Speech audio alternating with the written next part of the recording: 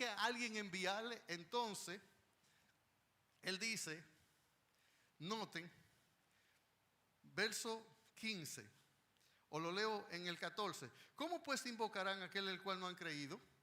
Usted ve, ¿qué tiene que hacer el pecador para ser salvo? Invocar. Pero para él invocar, ¿qué tiene que hacer primero? Creer. Pero para él creer, primero tiene que haber oído. Pero para él oír tiene que alguien hablar y predicar. Y para que alguien predique tiene que haber alguien que lo envíe a predicar. Entonces Pablo debería comenzar de esta siguiente manera. Miren, vayan, son enviados, prediquen. Cuando ustedes prediquen, habrá quien oiga. Cuando oigan, habrá quien crea. Cuando crean, invocarán. Y cuando invoquen, serán salvos. Pablo invierte el orden por segunda vez en el libro de Romanos.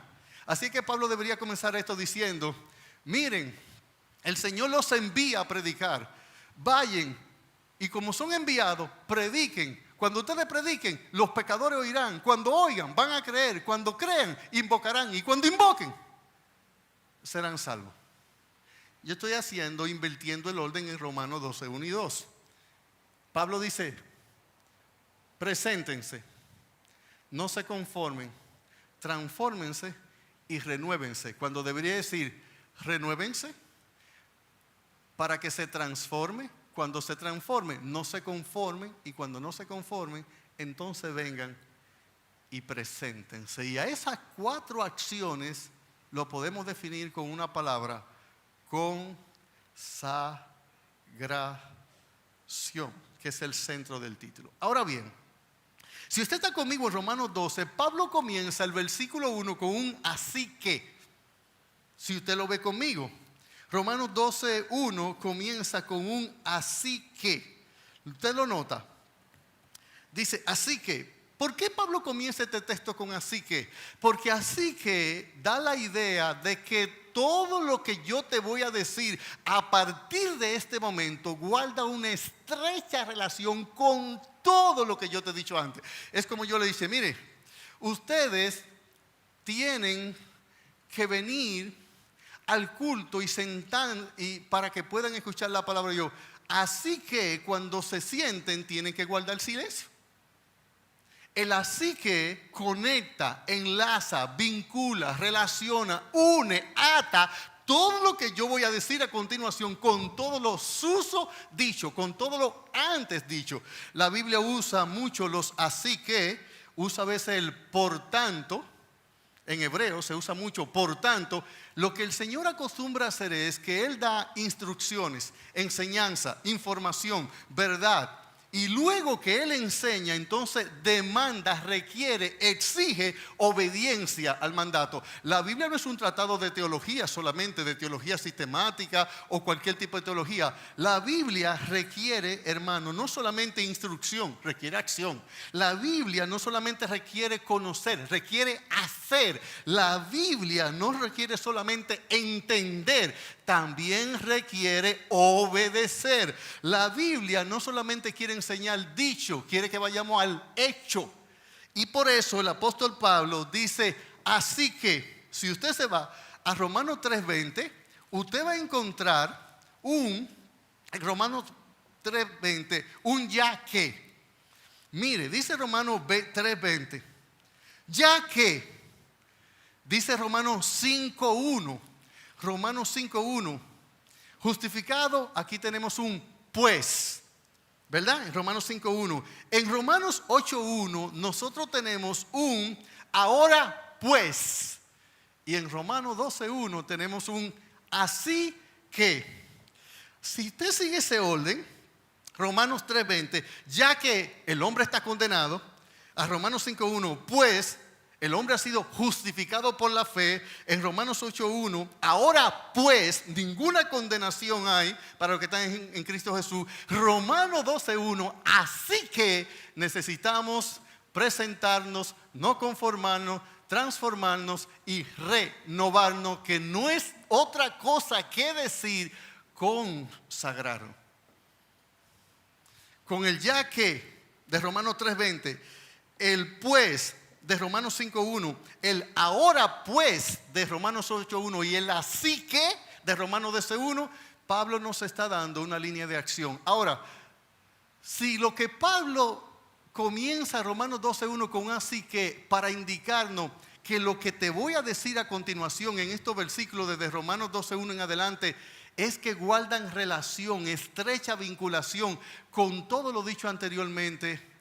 ¿Qué fue lo dicho anteriormente? ¿Cuál fue la enseñanza, la instrucción, la exhortación?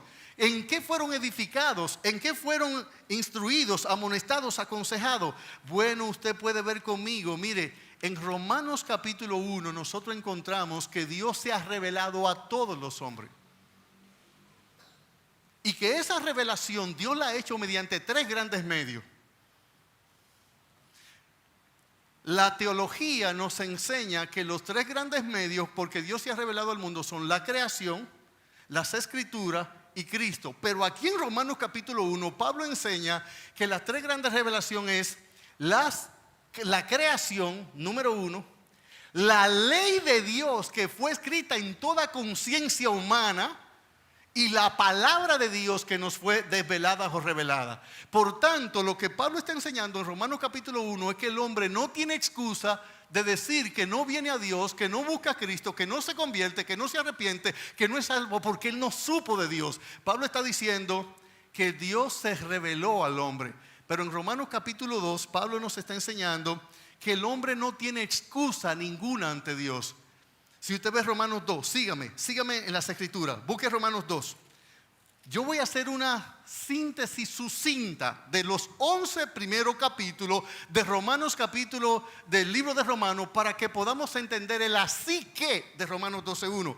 Mire, Romanos capítulo 1, Dios se ha revelado al hombre por diferentes medios. Romanos capítulo 2, el hombre es inexcusable al no quererse arrepentir. ¿Qué dice Romanos 2:1? Por lo cual eres inexcusable, oh hombre, aunque se refiere al contexto de juzgar al otro, pero cada hombre no tiene excusa. Romanos capítulo 3, la verdad central del libro de Romanos: el hombre solo puede ser justificado ante Dios por la fe, solo por la fe y nada más por la fe. Romanos capítulo 4, Pablo toma un paradigma, un ejemplo, un patrón, una guía, un canon de un hombre que alcanzó justicia por la fe, y ese hombre es Abraham, de lo cual nos habla Romanos capítulo 4. Romanos capítulo 5, definitivamente entramos a la gracia salvífica para ser justificado precisamente por la fe. Romanos 5:1, justificados por la fe. Pues por la fe tenemos paz para con Dios por medio de nuestro Señor Jesucristo. Así que también tenemos entrada por la fe a esta gracia. Esto es Romanos capítulo 5. El hombre entra a la gracia salvífica para alcanzar la justificación por la fe. Romanos capítulo 6. La lucha titánica de todo verdadero salvado, regenerado con el Espíritu Santo, con el pecado, una lucha sin cuartel, sin referee, hay un referee, sin empate, sin límite de tiempo. Como dice Hebreo, no habéis luchado contra el pecado hasta la sangre.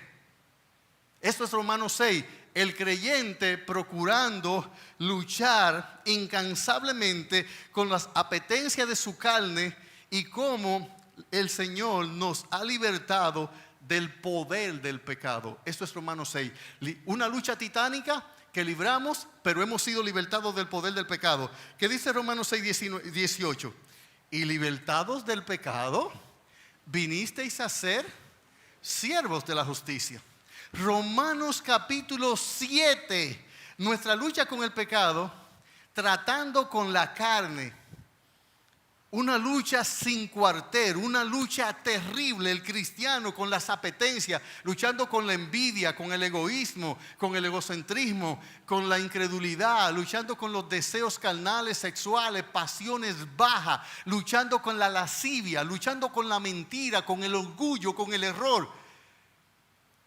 En la medida que avanza, creciendo en santidad. Romanos capítulo 8, la certeza maravillosa de que aquellos que han sido salvados por gracia y por fe, no habrá condenación alguna para ellos.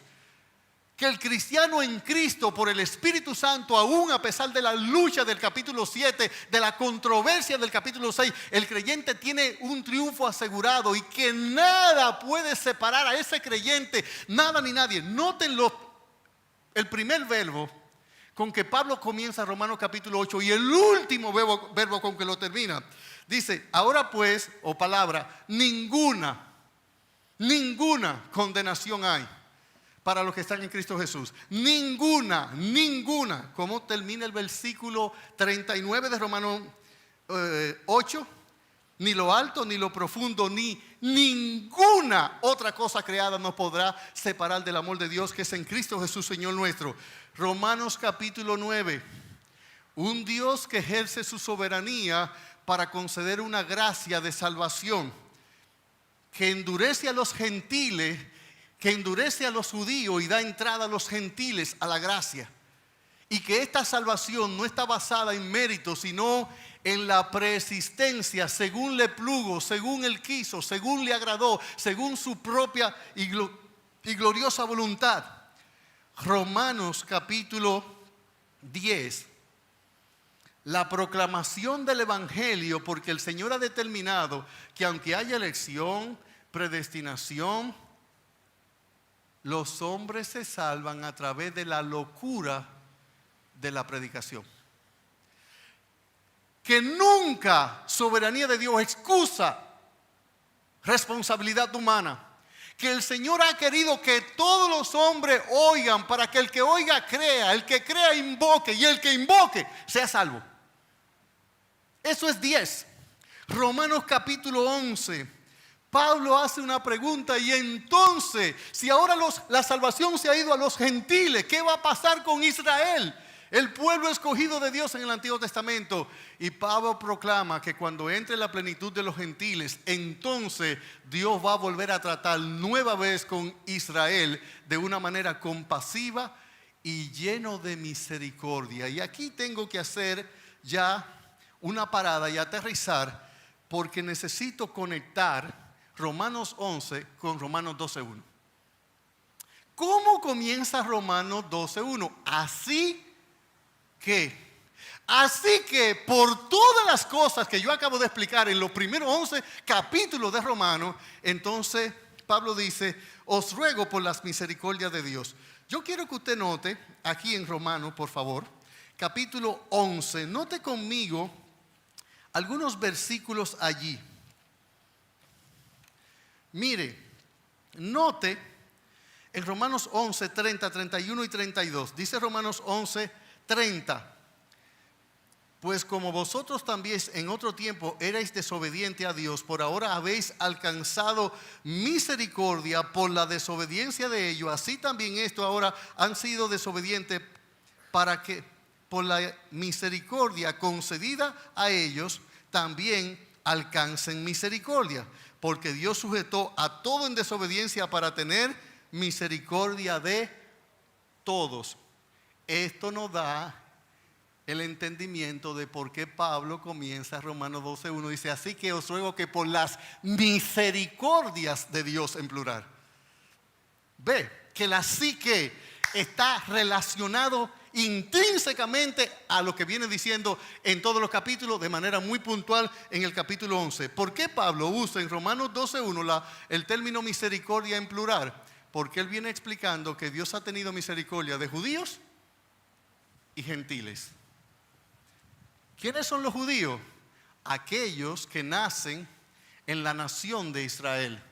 La nación que comenzó con el llamamiento de Abraham en Génesis capítulo 12, versículo 1.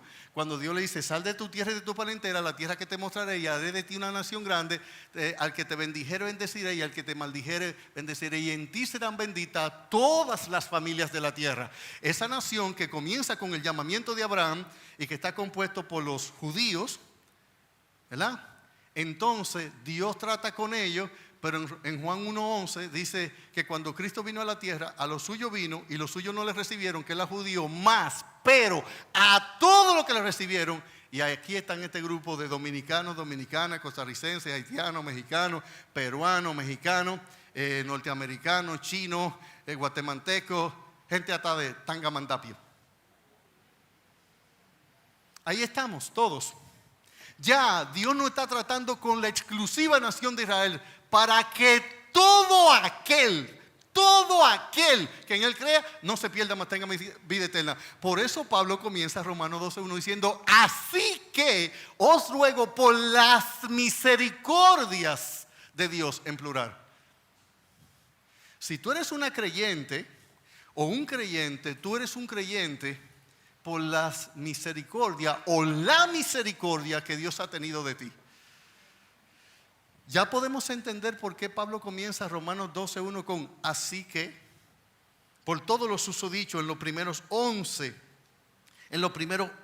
versículos de este precioso libro. Mire, Romano es el libro más profundo de toda la Sagrada Escritura.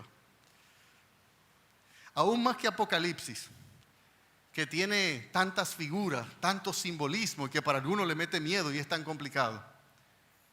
El libro con más enseñanzas teológicas de toda la Biblia es el libro de Romanos. Romano enseña desde la depravación hasta la elección, hasta la predestinación, hasta la redención, la regeneración, la adopción, el perdón, la santificación, la regeneración y finalmente la glorificación del cristiano.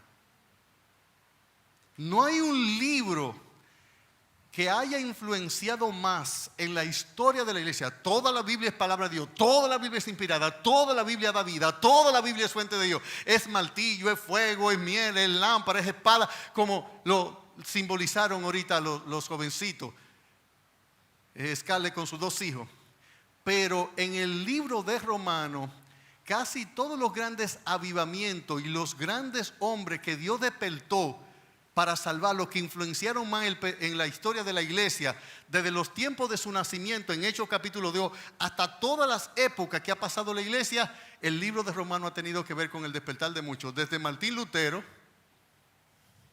desde todos los hombres que usted conoce que influenciaron mucho, dice que Romanos fue el libro que más influenció en sus vidas.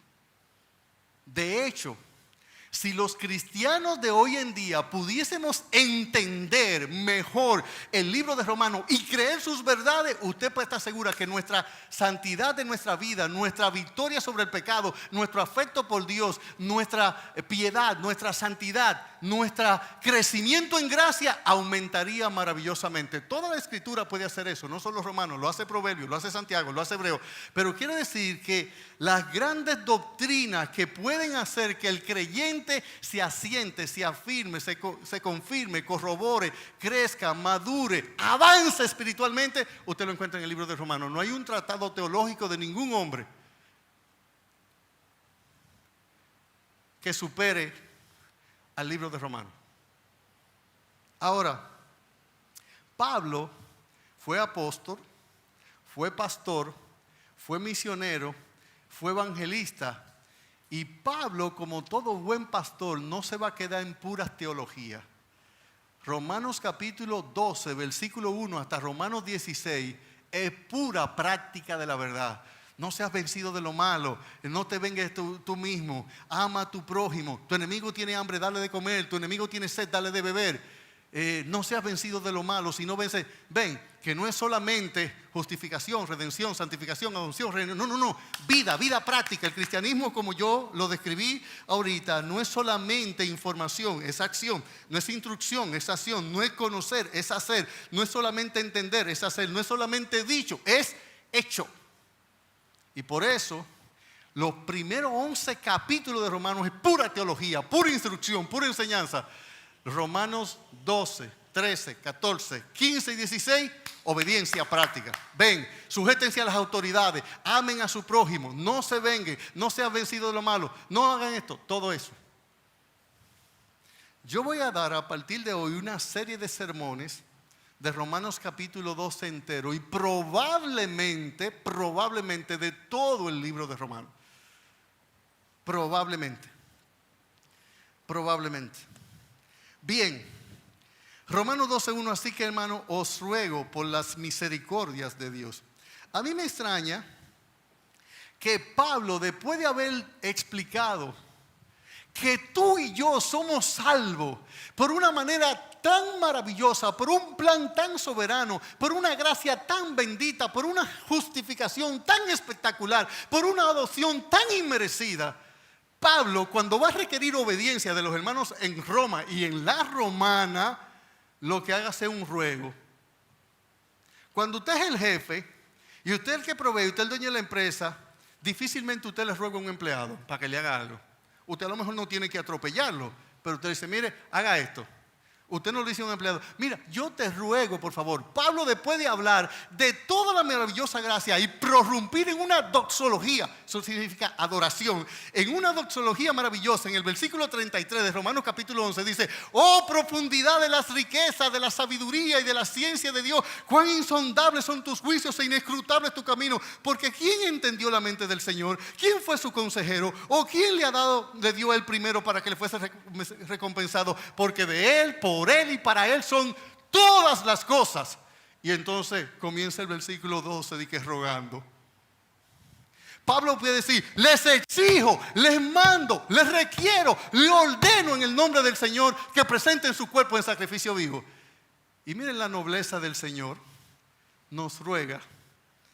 Pablo dice que todas las cosas son de él, por él y para él, y aún así, cuando va a requerir obediencia ante alguien que ha sido soberano, que se ha revelado, que creó el universo, que es sustentador, creador, Señor, Rey, gobernador, alguien que nos ha salvado con una gracia inconmensurable, alguien que nos ha librado de la condenación eterna, cuando nos va a requerir obediencia le dice, os ruego. La palabra ruego ahí es os exhorto también, os animo, os aliento, os arengo, os estimulo. Por las misericordias de Dios. ¿Qué es la misericordia de Dios? Bueno, alguien ha dicho que la misericordia de Dios es la compasión en acción. ¿Y qué es la compasión? Es cuando el dolor ajeno, el mal ajeno, la pena ajena, la tristeza ajena me duele, me identifico y quiero hacer algo para ayudar. No es lo mismo compasión que lástima. Lástima es que usted ve a alguien, usted va por la calle y usted ve una persona andrajosa o herida o algo, usted dice, ay, qué pena, mira eso. Usted siguió su camino. Eso es lástima. Usted no fue indiferente, usted se sensibilizó al dolor, pero usted no hizo absolutamente nada por resolverlo. La compasión no hace eso. La compasión, cuando ve un mal, ve un dolor, ve una pena, ve una necesidad, ayuda a resolverlo. Y eso es misericordia. La compasión, que es esa sensibilidad o identificación que usted tiene con el dolor ajeno, y entonces usted acciona para poder resolverlo. Eso es la misericordia, la compasión, pero no solo en sentimiento del corazón, sino en acción de las manos. Alguien ha dicho que la gracia de Dios es la virtud divina, o lo voy a poner al revés, la misericordia de Dios es la virtud divina por lo cual Dios no le da al hombre lo que sí se merece. ¿El qué? El infierno, la condenación. Mientras que la gracia de Dios es la virtud divina por la cual Dios le da al hombre lo que no se merece: la salvación, la entrada al cielo, la adopción. La misericordia de Dios hace que Él no me pague como yo merezco por mi pecado. La gracia de Dios hace que Dios me pague o me dé lo que yo no me merezco por mi pecado. La misericordia de Dios evita que yo vaya al infierno. La gracia de Dios me mete al cielo.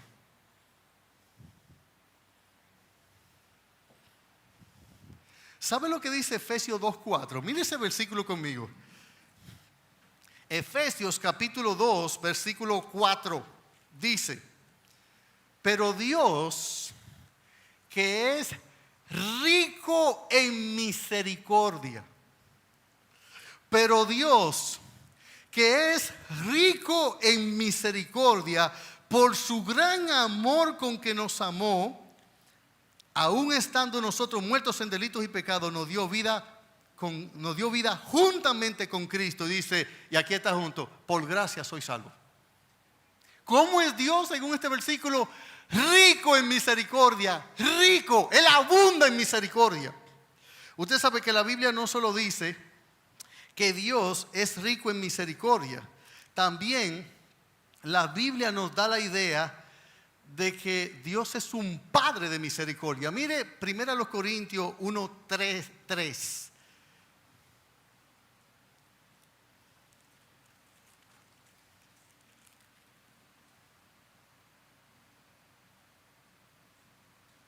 Dije primera, es segunda 1:3. Segunda 1:3 a los Corintios. Bendito sea el Dios y Padre de nuestro Señor Jesucristo, Padre de misericordias en plural. Padre, Dios engendra, concibe, otorga, da, crea misericordia. Los espermatozoides de Dios cuando engendran misericordia. Él es un Padre de misericordia, dice este versículo, y dice otra vez en plural, y Dios de toda consolación. En Lucas capítulo 1, mire este texto conmigo.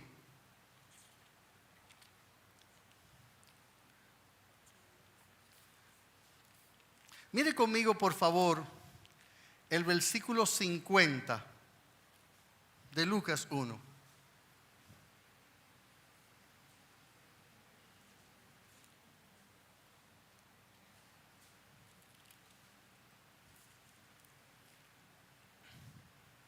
Dice Lucas 1,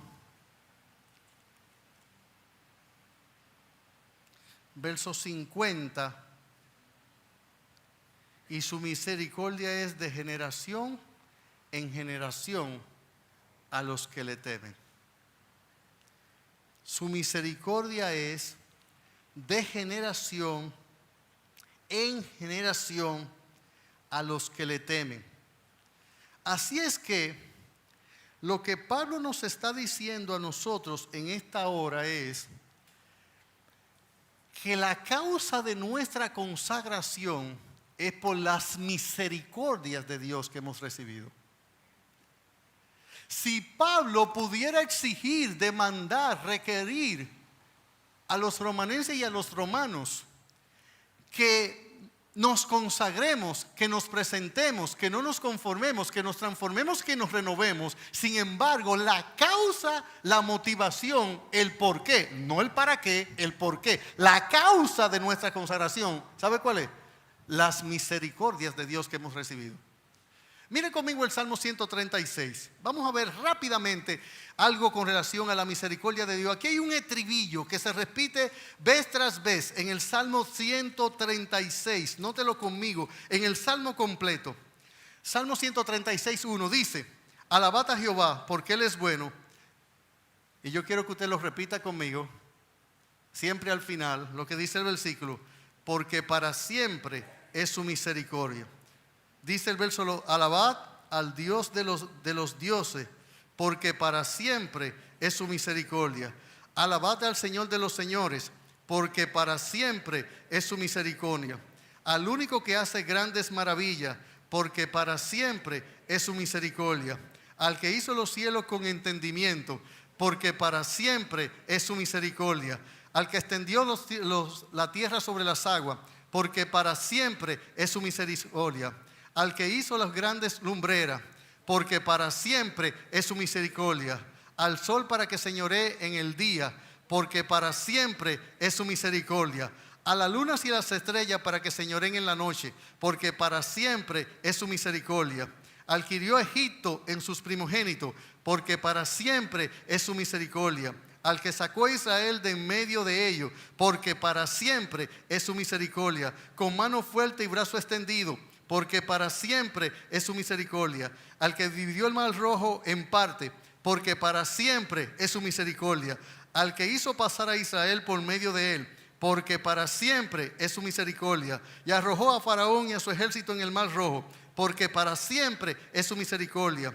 Al que pastoreó a su pueblo en el desierto, porque para siempre es su misericordia. Al que hirió a grandes reyes, porque para siempre es su misericordia. Y mató a reyes poderosos, porque para siempre es su misericordia. A Sehón, rey amorreo, porque para siempre es su misericordia. Y a Og, rey de Basán, porque para siempre es su misericordia. Y dio la tierra de ellos en heredad, porque para siempre es su misericordia. En heredad a Israel su siervo, porque para siempre es su misericordia. Él es el que en nuestro abatimiento se acordó de nosotros, porque para siempre es su misericordia. Y nos rescató de nuestros enemigos, porque para siempre es su misericordia. El que da aliento a todo ser viviente, porque para siempre es su misericordia. Alabad al Dios de los cielos, porque para siempre es su misericordia. Así que os ruego por las misericordias de aquel que es Padre de misericordia, aquel que su misericordia es de generación en generación, y aquel que es rico en misericordia, porque para siempre es su misericordia. Ok, y como yo le digo, esto va a ser una serie de sermones, en realidad, una serie de sermones. Ahora, yo quiero solo estudiar un poco el verbo presentarse, y vamos a terminar por esta mañana, porque repito, vamos a continuar con esta serie de predicaciones. Vuelva a Romanos capítulo 12 conmigo, un momentito, verso 1. Romanos 12, 1. Así que, hermanos, note que está hablando a cristianos. Esto no lo puede hacer alguien que no haya recibido la misericordia de la salvación, que no haya sido regenerado, que no sea un cristiano verdadero, que no tenga el Espíritu Santo, que no sea adoptado. Si tú eres un religioso sin Cristo en el alma y en el corazón, esto no es posible para obedecer. Para ti no es posible ni presentarte, ni no conformarte, ni transformarte, ni renovarte. Porque esa renovación la obra el Espíritu Santo, y el Espíritu Santo solo está en el corazón de aquellos que nos hemos confesado pecadores, malvados, depravados, perdidos, sin Dios, sin esperanza, viviendo nuestra vida como hemos querido, en egoísmo, en idolatría, en pleito, en celo, en ira, en disensión, en chismes, en herejía. Aquellos que hemos clamado al Señor para que nos salve con el Espíritu Santo. Dice aquí: os ruego por las misericordias de Dios que presentéis.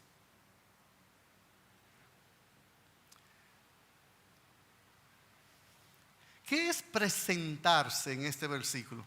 Hay 4 verbos que debemos atender: presentarnos, no conformarnos, transformarnos y renovarnos.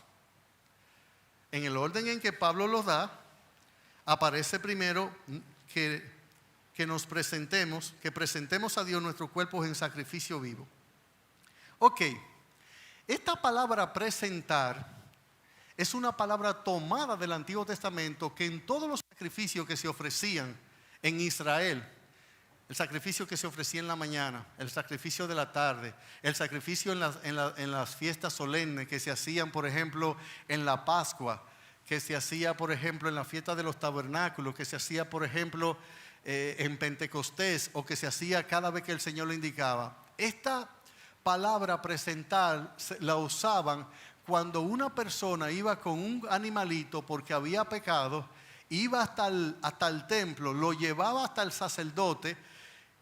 El sacerdote ponía el animalito sobre el altar. La persona que lo llevaba, que había pecado, ponía su mano sobre la cabeza del animalito, y entonces se degollaba ese animalito inocente, y la sangre de ese animalito era aceptada como el pago por el pecado que cometió la persona. Cuando una persona iba con un animalito para presentarlo al templo, para ofrecerlo como un sacrificio, como una ofrenda, la palabra que usaba es: yo vine a presentar mi ofrenda. Por eso Mateo capítulo 5, mírelo conmigo. El término que se usaba para alguien que traía una ofrenda, no me refiero exactamente a ofrenda de dinero, estoy hablando en el Antiguo Testamento, que más bien eran ofrendas de animales, de cabras, machos cabríos.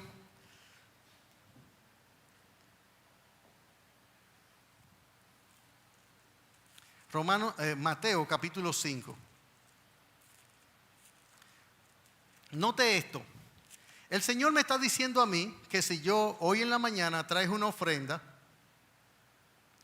y yo tengo algún malestar, alguna rencilla, algún odio, algún rencor contra un hermano, Dios dice que no debiste echar tu ofrenda en el alfolí cuando los días que nos pasaron, porque entonces no ofrendaste, tiraste dinero en el alfolí.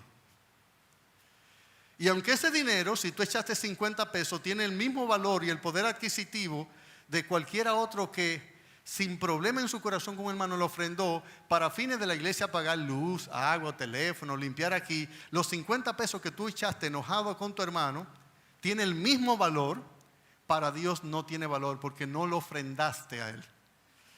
Y Mateo dice, en Mateo capítulo 5, mire conmigo el verso 23. Por tanto, si traes tu ofrenda al altar y allí te acuerdas de que tu hermano tiene algo contra ti, ni siquiera que tú tienes algo contra tu hermano, tú sabes que el hermano tiene algo contra ti, deja allí tu ofrenda delante del altar y anda, reconcíliate primero con tu hermano y entonces ven y ¿qué? Y presenta tu ofrenda. Esa es la palabra de Romanos 12:1. Les ruego por las misericordias de Dios que vengan y ofrenden su cuerpo. Mire, hermano, vamos a disfrutar mucho esta explicación de que nuestro cuerpo es el verdadero instrumento con el cual nosotros podemos adorar a Dios. Más que cualquier cosa. Es más lejos aún. En el Antiguo Testamento habían 4 elementos que componían la adoración. 4 elementos. ¿Sabe cuál era? 1, el templo. 2, el sacerdote. 3, la persona que venía. Y 4, el animalito que traía. El cordero que se ofrecía, el oferente o el ofertante, el oferente el que lo ofrecía, el sacerdote y el templo. Y en el Nuevo Testamento el cristiano es las 4 cosas. ¿Sabe cuál es el verdadero templo a Dios? Lo vamos a ver. Yo no voy a entrar ahí por causa de tiempo. El verdadero templo a Dios no es estas 4 paredes, ni este piso, eres tú. Es tu cuerpo, es tu alma renovada. ¿Sabe cuál es el sacerdote en el Nuevo Testamento? Nosotros somos real sacerdocio, nación santa. Cada cristiano ahora es un representante de los hombres en el mundo delante de Dios. Tú eres el sacerdote, no soy yo porque sea el pastor. Usted, fuera de usted mismo, no necesita ningún otro que no sea el gran sumo sacerdote que es Cristo el Señor, al cual usted tiene acceso, sí, con pastor, sin pastor, cuando usted quiera, donde usted quiera. Solo para ir al Padre tenemos que ir a través de nuestro gran sumo sacerdote que es Jesucristo. Usted no necesita ningún hombre a su lado, ninguna persona, ni mujer, ni ningún. Hay un solo mediador entre Dios y los hombres y es Jesucristo hombre. Porque hay un solo nombre bajo la tierra dado a los hombres en el cual podemos ser salvos. Usted no necesita a nadie más. Cristo dijo, yo soy el camino. Él no dijo, yo soy un camino. Yo soy la verdad y yo soy la vida. Nadie va al Padre si no es por mí. Usted es el sacerdote, usted es el templo, pero también usted es el que ofrenda. El oferente es usted. ¿Y sabe cuál es la ofrenda que usted puede dar? Usted, su cuerpo. ¿Qué es lo que nos está mandando a presentar aquí en ofrenda en Romanos 12:1? Nuestro cuerpo. Así que los 4 grandes elementos de la adoración antiguo testamentaria, en el Nuevo Testamento, usted, cada creyente, las 4 cosas. Usted es oferente, el que ofrenda, usted es la ofrenda, usted es el templo y usted es el sacerdote. Vamos a ver en una teología antropológica, en un estudio de Dios a través de estudiar al hombre. Eso es teología, el estudio de Dios, y antropología, el estudio del hombre, que la mejor, mayor y hasta casi única adoración que usted le puede dar a Dios, usted no necesita nada de fuera de usted mismo para hacerlo. y que la mejor ofrenda que usted puede traer aquí a Dios no es dinero. Usted no necesita esta cartera para adorar a Dios. No la necesita, ni lo que está dentro de ella. Yo estoy pensando seriamente, después que terminemos el libro de los Hechos, los miércoles, dar un estudio bien profundo, lo compartí ayer con un pastor amigo, sobre mayordomía. En detalle. La palabra presentar, que aquí dice, ven entonces y presenta tu ofrenda, era la palabra que usted le va a encontrar mucho en Levítico, en Éxodo y en Deuteronomio, cuando iban y presentaban una ofrenda. Así es que, hermanos, os ruego por la misericordia de Dios que presentéis vuestro cuerpo en sacrificio vivo, santo, agradable a Dios, que es vuestro culto racional. Ahora mire, esta palabra, el verbo presentar, este verbo nos da la idea de algo que se hace una única y sola vez. Porque aunque yo me presento todos los días ante Dios en mi cuerpo, mi decisión de hacerlo es como cuando usted hace los votos en la boda. Que usted dice que usted se dedica por entero a esa mujer y esa mujer se dedica por entero a usted. Ahora, esta dedicación aquí tiene muchas acciones con el día, los meses, los años y el tiempo que usted ejecuta, que demuestran que usted realmente se dedicó. La palabra presentarse ahí nos da la idea de a sí mismo. No, hola, Domingo, ¿cómo usted está? Y que Domingo me diga, pastor, le presento a mi esposa Jenny. Esa no es la idea. No es presentar como alguien que usted desconoce, sino presentar es hacerse presente en un lugar para dedicarse, ofrendarse, consagrarse, someterse por entero, para siempre, jamás. ¿Usted quiere una idea? Un ejemplo bíblico de eso. Primera de Samuel capítulo 1. Déjeme darle un ejemplo de qué es presentarse en Romanos capítulo 12 conmigo, verso 1. Venga, que nos quedan 5 minutos. Muévase, use su Biblia. No venga aquí y deje la Biblia cerrada. Que la Biblia no es un amuleto de la buena suerte. Primero de Samuel capítulo 1, Antiguo Testamento. Usted recuerda que Ana era una mujer estéril, que tiene una rival, Penina, que la irritaba, según dice 1 Samuel 1:8. Y su rival la irritaba, enojándola y entristeciéndola porque Jehová no le había concedido tener hijo. Ana, entonces lo que hace es que se va al templo, ora, le pide a Dios que le dé un hijo, y en el versículo 11, ella hizo un voto diciendo a Jehová de los ejércitos, si te dignares mirar a la aflicción de tu sierva y te acordares de mí, y no te olvidares de tu sierva, sino que dieres a tu sierva un hijo varón, yo te lo que dedicaré a Jehová todos los días de su vida y no pasará navaja sobre su cabeza. O sea, va a tener el voto del nazareato. Eso es lo que significa. Bueno, cuando el Señor le permite a Ana tener ese hijo, mire lo que sucede en el versículo 22. En el versículo 22, después subió el varón Elcana con toda su familia para ofrecer a Jehová sacrificio, el sacrificio acostumbrado y su voto. Leí el 21, 22, pero Ana no subió como dijo a su marido,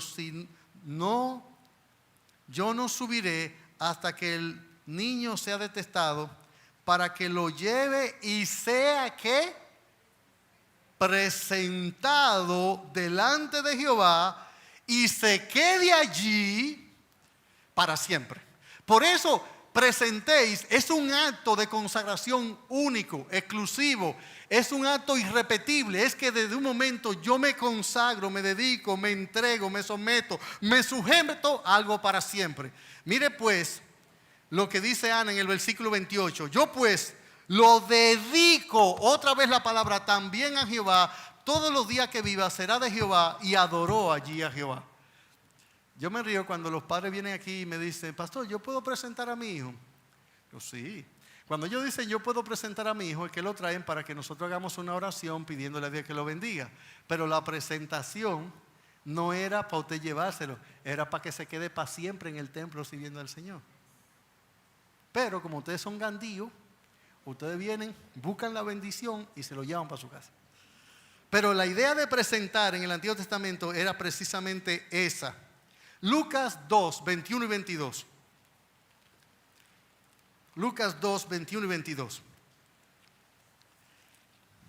Vamos a leer del 21 al 23 de Lucas capítulo 2. Dice Lucas 2, 21. Lucas 2, 21.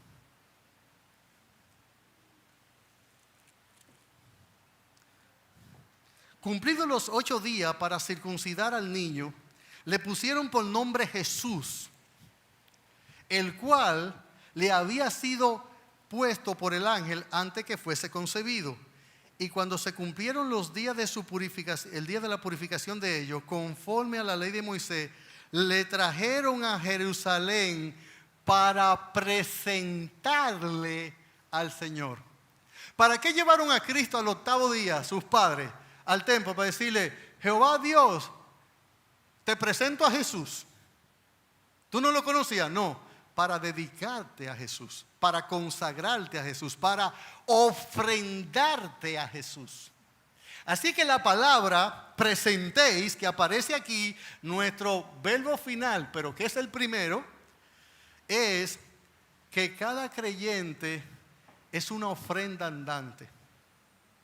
Cada creyente es un templo andante. Cada creyente es un oferente, un ofrendante andante. Cada creyente es un sacerdote y que debemos presentar, consagrar, dedicar, someter, ofrendar, dar y sujetar a Dios nuestro cuerpo si nosotros queremos entender lo que es la consagración.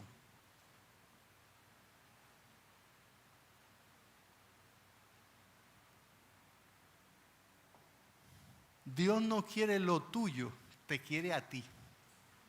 Cuando te tenga a ti, te tiene a ti y a lo tuyo.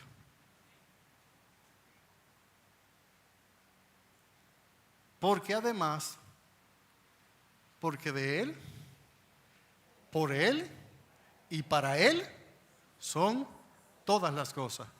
Porque para siempre es su misericordia. ¿Usted había pensado que la ofrenda más grande que usted le podía dar a Dios es su cuerpo? Usted va a aprender por qué después. Estamos viendo por qué. Luego vamos a ver para qué. Pero no hay nada fuera de ti, de tu cuerpo, que Dios quiera más de ti. Que Dios se sienta que tú le has presentado una mejor ofrenda que consagrarle tu cuerpo. Por eso, mujeres, ustedes tienen que tener cuidado cómo visten. Ustedes no deben vestir para exhibir su cuerpo, ni para llamar la atención. O sea, si Dios te ha dado alguna belleza, tú no eres un objeto. El cuerpo, no le dé culto al cuerpo. El cuerpo se debe usar para dar culto a Dios. Si tú tratas de atraer a un hombre por la belleza de tu cuerpo, cuando los años pasen, quemen los soles, mojen la lluvia y soplen los vientos, tu cuerpo se va a deteriorar, como se deteriora el de nosotros los hombres. Y si la razón que tú le diste a un hombre para que te amara es lo bonita que tú te vieras, ven y hablemos dentro de algunos años, porque su amor por ti se fue. Por eso dice Proverbio que la belleza es ¿qué? Vana. Vana, dice Proverbio. No busques recibir halago por tu cuerpo. Tu cuerpo no es un objeto de culto. Eso es lo que le enseñan a uno en las revistas, y eso es lo que le enseñan a uno en las redes sociales. Y por eso, si todo el dinero que la gente usamos para que nuestro cuerpo se viera bien, se lo repartiéramos a los pobres, no se acotara un niño sin cenar. No para salud, una cosa es salud. Y usted no tiene que vivir desaliñado. No, vístase, véase bien. Y si Dios te hizo hermoso o hermosa, vete bien. Pero no trate de conseguir ni atracción, ni adoración, ni reconocimiento. Mujeres, no vistan enseñando su cuerpo. Su cuerpo Dios no se lo dio para eso, su cuerpo es un templo. Vamos a ver 4 cosas que enseña el Nuevo Testamento que son el cuerpo de ustedes la mujer, igual que el de nosotros los hombres también. Tengan cuidado con las ropas tan ceñidas a su cuerpo que marquen de tal manera que ustedes puedan hacerse atractivos para que un hombre que no es su esposo la desee. Tengan cuidado con las ropas cortas, tengan cuidado con las ropas abiertas, enseñando su pecho, enseñando su muslo. Vistan, la Biblia dice en 1 de Pedro que hay 2 cosas que debe tener la vestimenta de una mujer. ¿Usted sabe cuál es? Pudor y modestia. Así cálese, véase bien. Yo no estoy diciendo aquí que usted va a ser más espiritual si usted anda con los moños sucios y desgreñados. Además, ¿de qué vamos a vivir nosotros, Daisy, si la gente no se arregla la caja? Pregúnteme a mí, a Daisy. ¿De qué vamos a vivir nosotros? Arréglense, no sean tacaños. Póngase bonita, póngase bonito. Ahora les recuerdo que nosotros en el salón no hacemos magia. Tampoco, no somos magos. Pero podemos resaltar un poco las cosas. Su cuerpo es un altar. Cuando alguien te mire a ti, debería ser estimulado a adorar al Señor, no a desearte. Tu cuerpo no es un fin, es un medio para la gloria del Señor. Y es el altar más consagrado en que alguien puede adorar a Dios. Y no necesitas venir a este templo para hacerlo. Lo haces en tu casa, en tu trabajo, en la fábrica, lo haces en tu escuela, en tu universidad, en la cancha, en el play, donde quiera. Cada creyente, un vivo altar, porque para siempre es su misericordia. Que el Señor les bendiga.